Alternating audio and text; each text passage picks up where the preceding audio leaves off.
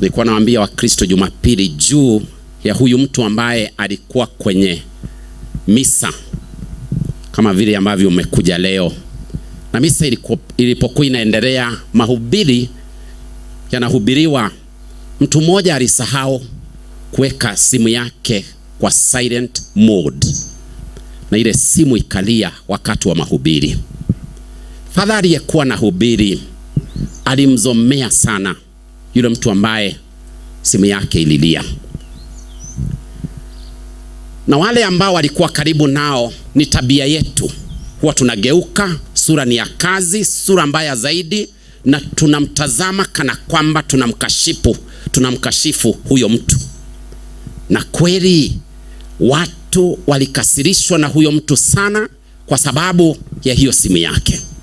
Bibi walipokuwa naenda nyumbani, pia alimsomea sana mume wake, akamwambia, tazama vile ambavyo umetuaibisha, wewe ni mtu bure, unaenda na simu umeweka, hizo vitu zote, na hata majirani. Na huyu ndugu akifika nyumbani, kwa kweli alikuwa amehuzunika sana. Sio padri, sio Wakristo wenzake, sio mke wake, sio pengine jamaa zake waliokuwa kwenye ile misa, kila mmoja alimuona kuwa na makosa. Na jioni akasema kwamba ni heri kwenda ili ajisahaulishe yale yote ambayo ameambiwa, na akaenda kwenye baa.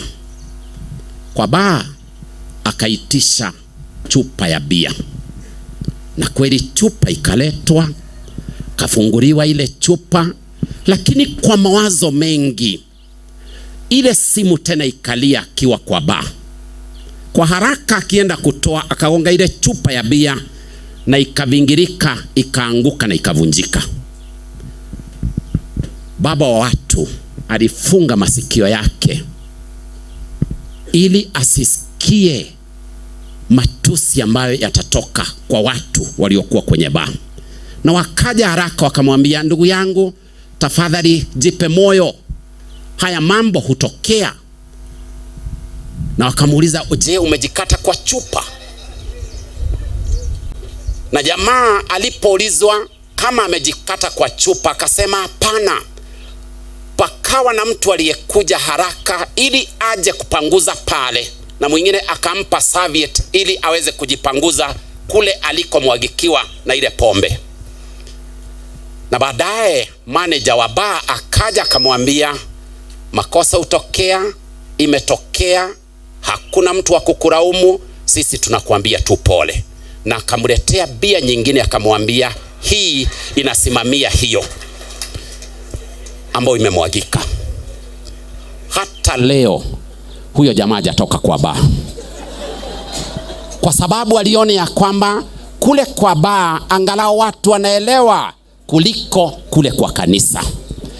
Ndugu zangu, tabia zetu ndizo ambazo hufukuza watu katika nyumba ya Mungu, hasa tunapokosa utu.